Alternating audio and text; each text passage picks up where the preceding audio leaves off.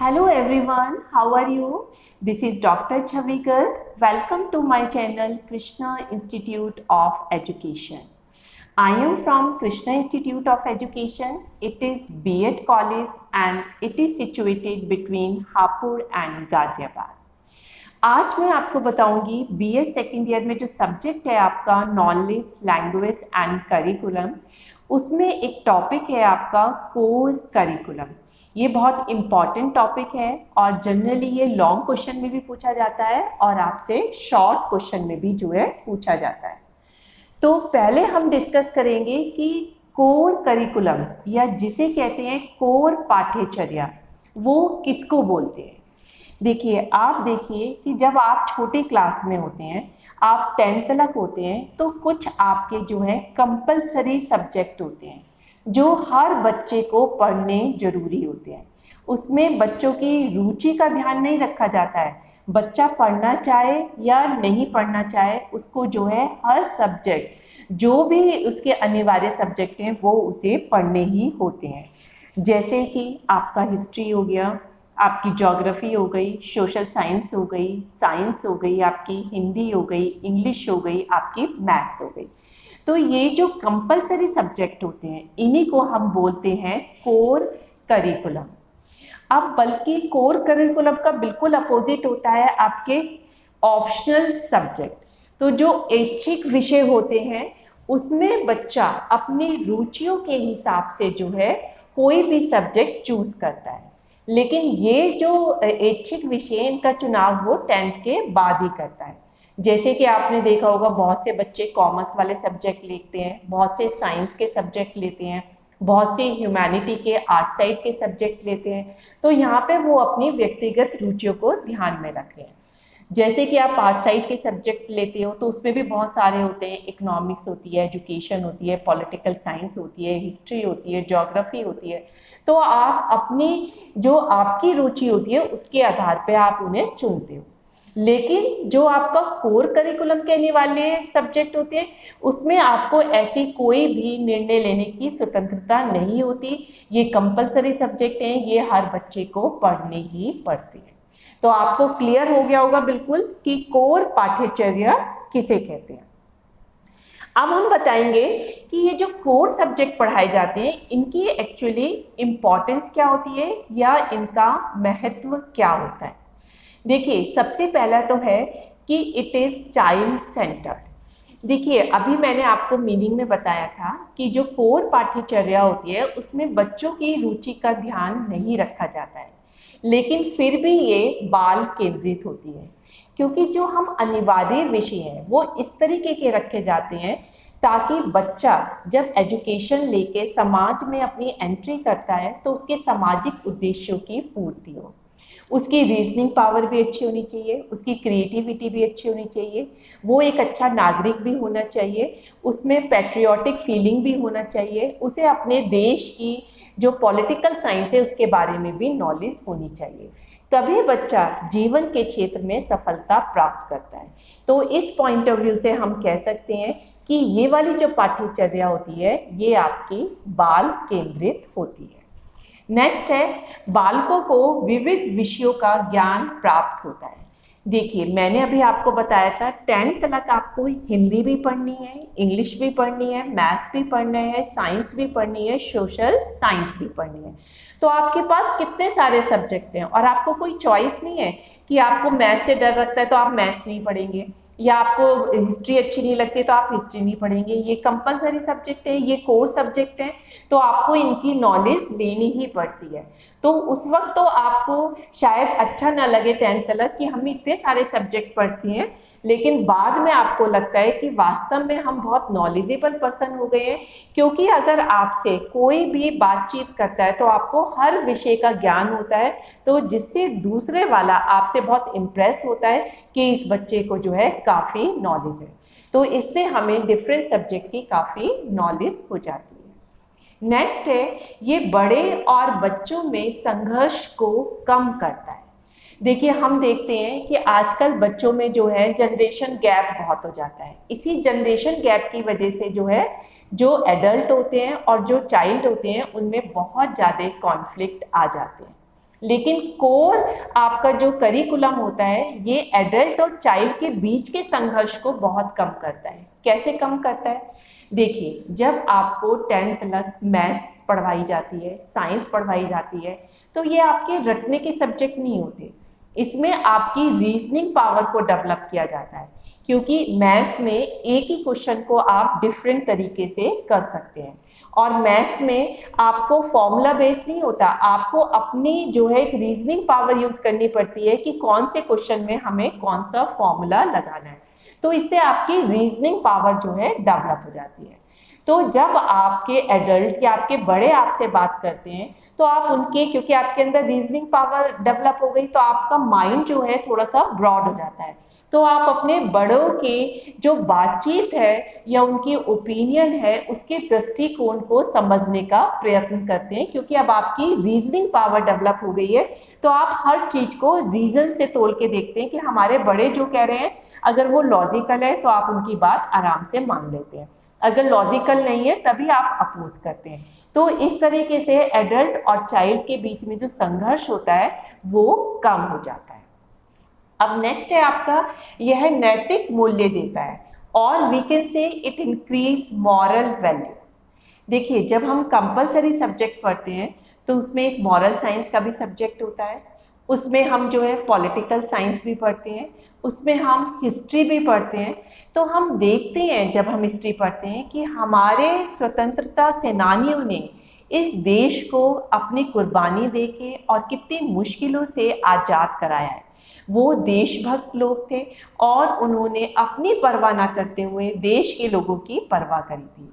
तो इससे उनके जब हम बारे में पढ़ते हैं हिस्ट्री से, तो हमारे अंदर भी एक मॉरल वैल्यू आती है कि जब उन्होंने हमें आज़ादी दी है तो हमारा भी कर्तव्य है कि हम ब्रदरहुड से रहे, इस आज़ादी को संभाल के रखें।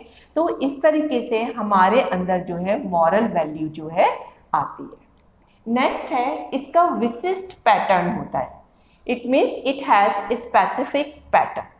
देखिए, जो भी कोर पाठ्यचर्या होती है या आपका कोर करिकुलम होता है, इसका एक स्पेसिफिक पैटर्न होता है। उसमें बताया जाता है कि हिस्ट्री में आपको क्या क्या चीज़ें पढ़नी है, क्योंकि हिस्ट्री बहुत वास्ट होती है। तो हम हिस्ट्री के भी इस तरह के जो टॉपिक हैं वो डालते हैं कि जिससे बच्चों में मॉरल वैल्यू भी आए, बच्चों में देशभक्ति की भी बात पता चले, और बच्चे जो हैं उसमें एनालिसिस कर सकें कि कौन सा वॉरियर अच्छा था, उन्होंने कौन सी स्ट्रैटेजी जो है अपनाई थी। तो इनका एक विशिष्ट पैटर्न होता है जो उनकी क्लास के हिसाब से, बच्चों की नीड के हिसाब से जो है सेट किया जाता है। अब नेक्स्ट है आपका कि आपके जो कोर करिकुलम होता है ये जिंदगी के हर क्षेत्र में जरूरी लाभदायक होता है। देखिए, जब हम बच्चे होते हैं तो सिर्फ हम अपने परिवार और अपने विद्यालय से ही कंसर्न रखते हैं, लेकिन जब बड़े होते हैं तो हम समाज के लोगों से भी अपना इंटरेक्शन करते हैं, देश के लोगों से भी इंटरेक्शन करते हैं।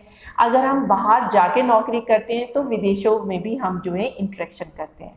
तो जब हमें बचपन से ही मैथ्स और साइंस से हमारी रीजनिंग पावर अच्छी की गई है, हिस्ट्री से हमारे को बताया गया है कि मॉरल वैल्यूज़ क्या होती हैं, ब्रदरहुड कैसा होना चाहिए, इसी से हम लड़ाई को जीत सकते हैं। और जो डिफरेंट और बहुत सारे सब्जेक्ट होते हैं, जैसे हमने कोई सोशोलॉजी पढ़ी, सोशोलॉजी का कोई टॉपिक आपका उसमें आ गया सोशल साइंस में, तो उससे हमें पता चलता है कि सोसाइटी के लोगों का क्या माइंड लुक होता है। तो ये जरूरी नहीं है कि अनिवार्य सब्जेक्ट से सिर्फ हमें पास होने में सहायता मिलती है, बल्कि ये जिंदगी के हर क्षेत्र में हमें लाभदायक होता है। लास्ट है इसका, शिक्षक शिक्षार्थी के घनिष्ठ संबंध होते हैं। इट मीन्स टीचर और स्टूडेंट्स में बहुत ही ज़्यादा स्ट्रॉन्ग बॉन्डिंग हो जाती है। देखिए, जो अनिवार्य सब्जेक्ट होते हैं वो सभी बच्चों को पढ़ने पड़ते हैं, तो जो शिक्षक होता है वो क्लास में सभी बच्चों को पढ़ाता है, और पढ़ाने के लिए वो अलग अलग तरीके की जो है अपनी शिक्षण नीति को अपनाता है। कभी कभी तो वो अपने अभिनवों के जो उसके एक्सपीरियंस होते हैं उनके बेसिस पे पढ़ाता है, कभी कभी बच्चों से वो रोल प्ले कराता है कि जैसे कि आपको हिस्ट्री का पढ़ाना है तो आपने किसी को राणा प्रताप बना दिया, किसी को अकबर बना दिया, तो उसके हिसाब से जो है आप रोल प्ले कराते हो। तो सभी बच्चों को उसमें पार्टिसिपेट करना होता है। तो इसमें ओपन डिस्कशन भी होता है, काफ़ी सारे क्वेश्चन भी पूछे जाते हैं। तो टीचर्स डेली सभी बच्चों से इंटरेक्शन करता है और स्टूडेंट्स भी अपनी सारी प्रॉब्लम डेली टीचर्स से पूछते हैं। तो इस तरीके से जो टीचर और स्टूडेंट्स होते हैं उनमें काफ़ी स्ट्रॉन्ग बॉन्डिंग हो जाती है। और आपने भी सुना होगा कि जब आप छोटे थे तो आप अपने मम्मी पापा की बातें इतनी नहीं मानते थे जितनी कि टीचर्स की मानते थे। तो मम्मी पापा भी कभी कभी बोल देते हैं कि ये बच्चे तो जो है टीचर की ही बात सुनते हैं, जो उन्होंने कह दिया उसी को फॉलो करते हैं। ये इसी वजह से होता है क्योंकि टीचर और स्टूडेंट में बहुत ज़्यादा स्ट्रॉन्ग बॉन्डिंग हो जाती है, जिस वजह से स्टूडेंट्स टीचर की हर बात को मानने की कोशिश करते हैं। अब मैं आपको बताऊंगी कि कोर पाठ्यचर्या की हानियाँ क्या क्या है। देखिए, इसके कुछ मेरिट्स हैं, कुछ स्ट्रेंथ के पॉइंट हैं, तो इसकी कुछ हानियाँ भी होती हैं। इसकी पहली डीमेरिट क्या है कि 2 या 2 से अधिक विषयों का सम्मिश्रण शिक्षक पर शिक्षण की आवश्यकताओं का भार बढ़ाता है। देखिए, इसमें क्या होता है, कंपलसरी सब्जेक्ट में आपको बहुत सारे सब्जेक्ट पढ़ने पड़ते हैं, 2 या 2 से ज़्यादा ही सब्जेक्ट पढ़ने पड़ते हैं। तो इस तरीके से टीचर को जब इतने सारे सब्जेक्ट पढ़ाने पड़ते हैं, या हम मान भी लें कि अलग अलग सब्जेक्ट के अलग अलग टीचर होते हैं, लेकिन फिर भी टीचरों को लगता है कि ये जो है आगे जाके तो इतने सब्जेक्ट काम नहीं आएंगे, लेकिन फिर भी हम बच्चों को बहुत ज़्यादा पढ़ा रहे हैं। तो शिक्षकों को लगता है कि इससे बच्चों पे भी बहुत ज़्यादा बर्डन आ रहा है और हमारे ऊपर भी बहुत ज़्यादा बर्डन आ रहा है। नेक्स्ट होता है आपका उच्च शिक्षा के क्षेत्र में अनुपयोगी है। ये जो है हायर स्टडीज़ में कोर करिकुलम की बिल्कुल भी ज़रूरत नहीं होती है। 10th तक तो आप सारे अनिवार्य सब्जेक्ट पढ़ते हैं, उसके बाद बच्चा बड़ा हो जाता है। जैसे एक हाथ की सारी उंगलियां बराबर नहीं होती, उसी तरीके से सारे बच्चे भी जो है एक जैसा माइंडसेट नहीं होता है। कोई खेल कूद में बहुत इंटेलिजेंट होता है, कोई मैथ्स में बहुत होता है, कोई हिस्ट्री में बहुत इंटेलिजेंट होता है, तो कोई साइंस में बहुत इंटेलिजेंट होता है, कोई कंप्यूटर में बहुत ज़्यादा इंटेलिजेंट होता है। तो जो हम हायर शिक्षा है, जो उच्च शिक्षा है, वहाँ पे बच्चों की रुचियों का ध्यान रखते हैं, उनकी एबिलिटी का ध्यान रखते हैं और उसी के हिसाब से उनको सब्जेक्ट चूज करने के लिए कहते हैं। तो यहाँ पे अनिवार्य रूप से सब्जेक्ट नहीं पढ़ाए जाते, बच्चों की रुचि के अनुसार, बच्चों की एज के हिसाब से, बच्चों की एबिलिटी के हिसाब से सब्जेक्ट अलॉट होते हैं। तो इसीलिए ये उच्च शिक्षा में बिल्कुल यूजलेस हो जाता है। नेक्स्ट है विषय वस्तु का चुनाव मुश्किल। देखिए, इसमें जब हम कोर करिकुलम में सब्जेक्ट बनाते हैं, अनिवार्य सब्जेक्ट पढ़ाते हैं, तो उसमें कंटेंट क्या लें, उसका सिलेबस क्या लें, उनका चुनाव करना बहुत मुश्किल हो जाता है। देखिए, अगर हम साइंस पढ़ते हैं तो आपको पता है साइंस में बहुत सारे टॉपिक होते हैं। आप 12th में भी साइंस पढ़ रहे हो, अगर आप साइंस साइड के स्टूडेंट्स हो, आप बीएससी में भी साइंस पढ़ रहे हो। सेम वे अगर आप हिस्ट्री पढ़ रहे हो तो हिस्ट्री में भी 12th में पढ़ते हो, फिर आपने बीए करी तो बीए में और अलग हिस्ट्री पढ़ते हो। तो जब आपकी 10th तक आपको हिस्ट्री एज ए कोर पाठ्यचर्या के रूप में पढ़ाई जा रही है, तो उस वक्त जो आपकी विषय वस्तु बनाते हैं उन्हें ये नहीं पता चलता कि हमें कितने टॉपिक इसमें डालने हैं और कितने टॉपिक नहीं डालने हैं, या कौन से टॉपिक बच्चों के लिए ज़्यादा यूजफुल होंगे, कौन से टॉपिक नहीं होंगे। तो इस तरीके से जो विषय वस्तु है उसका चुनाव करना जो है बहुत मुश्किल हो जाता है। नेक्स्ट है आपका संयोजित ज्ञान की कमी। इसका मतलब जो ऑर्डर्ड फॉर्म ऑफ नॉलेज है उसकी बहुत ज़्यादा कमी होती है। अब जैसे मैंने आपको पहले वाले पॉइंट में बताया कि हिस्ट्री है, हिस्ट्री का तो बहुत लंबा सिलेबस होता है, तब हम 10th तक कौन सी हिस्ट्री लें। चलो, हमने ले भी ली कि हमें 10th तक इतने ही टॉपिक पढ़ाने हैं, फिर कौन सा टॉपिक पहले पढ़ाना है, कौन सा टॉपिक बाद में पढ़ाना है, इस तरह के कभी हमारे को ऑर्डर फॉर्म जो है पता नहीं चलती है। क्योंकि अगर आपने कठिन टॉपिक पहले डाल दिए तो बच्चा तो बिल्कुल भी उसमें इंटरेस्ट ही नहीं लेगा, और एक बार बच्चा इंटरेस्ट नहीं लेता है तो उसको फिर वो समझ में भी नहीं आता। तो बचपन से ही उसे हिस्ट्री या मैथ्स बहुत ज़्यादा डिफिकल्ट लगने लगती है। तो हमें उनकी जो कंटेंट है, जो सिलेबस है, उसका एक ऑर्डर्ड फॉर्म भी होना चाहिए कि पहले थोड़ा इजी टॉपिक लिया, उसके बाद थोड़ा उससे ज़्यादा मुश्किल लिया और उसके बाद काफ़ी मुश्किल लिया।